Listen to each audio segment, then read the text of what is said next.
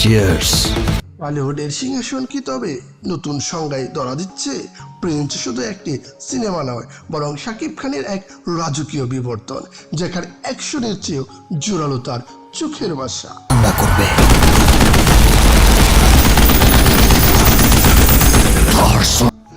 পরিচালক এখানে বাংলাদেশি দর্শকদের ইমোশন পালস ছুঁয়েছেন নিখুঁতভাবে।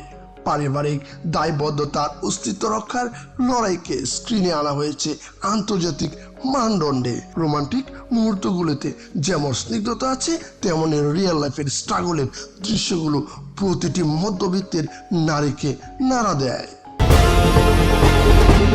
আমার সাথে যে ধান্দা করবে তার জন্য মেকিং এবং কস্টিউমস সবখানেই ছিল মুন্সিয়ানার ছাপ। সুপারস্টার যখন অভিনেতা হয়ে পর্দায় রাজত্ব করেন, তখন দর্শক কেবল তালি দেয় না, বরং সিনেমার সাথে মিলেমিশে এক হয়ে যায়। প্রিন্স সেই কানেকশনেরই নাম। আমার কর্মীর গায়ে হাত তোলার পরও এই ট্রেন চলতেছে। ট্রেনটা থামলে আমরা মজলুম হইতে পারি, কিন্তু রানিং ট্রেনে আমরাই সরকার। টরন্টো ট্রেন কি শুধু গন্তব্যে পৌঁছায়, নাকি ফেলে আসা স্মৃতির ক্ষতগুলোকে জাগিয়ে তোলে?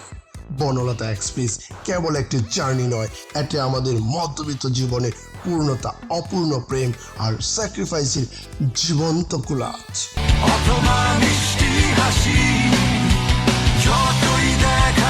পরিচালক এখানে ট্রেনের মেটাফরিক দিয়ে সময়ের নিষ্ঠুরতাকে ফুটিয়ে তুলেছেন।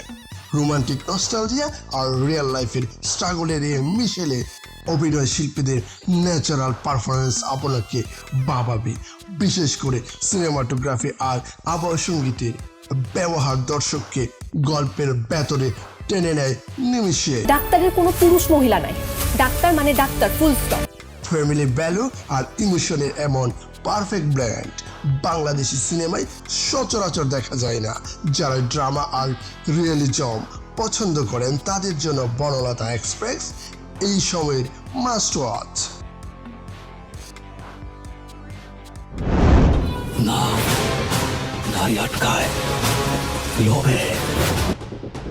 কুষ্টা যখন সমাজের মুখোশ ছিঁড়ে বেরিয়ে আসে, তখন ধ্বংসই কি একমাত্র পরিণতি? সিয়াম আহমেদের রাক্ষস। আমি খুশি হইতাম, তোর কষ্টে আমি কামতাম।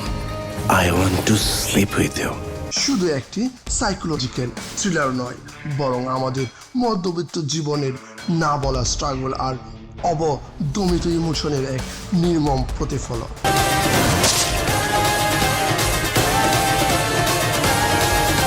পরিচালকের নিপুণ নির্মাণে সিয়াম এখানে চেনা রোমান্টিক হিরো নয়, বরং এক জটিল চারিত্রিক দ্বন্দ্বে বিধ্বস্ত এক সত্তা।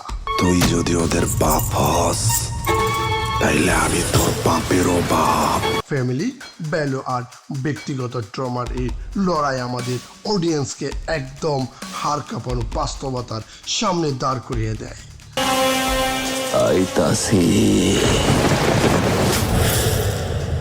অভিনয়ের এমন ডার্ক শেড বাংলাদেশের সিনেমায় সচরাচর দেখা যায় না। প্রস্তুত তো নিজেকে ভেতরের আয়নায় দেখতে?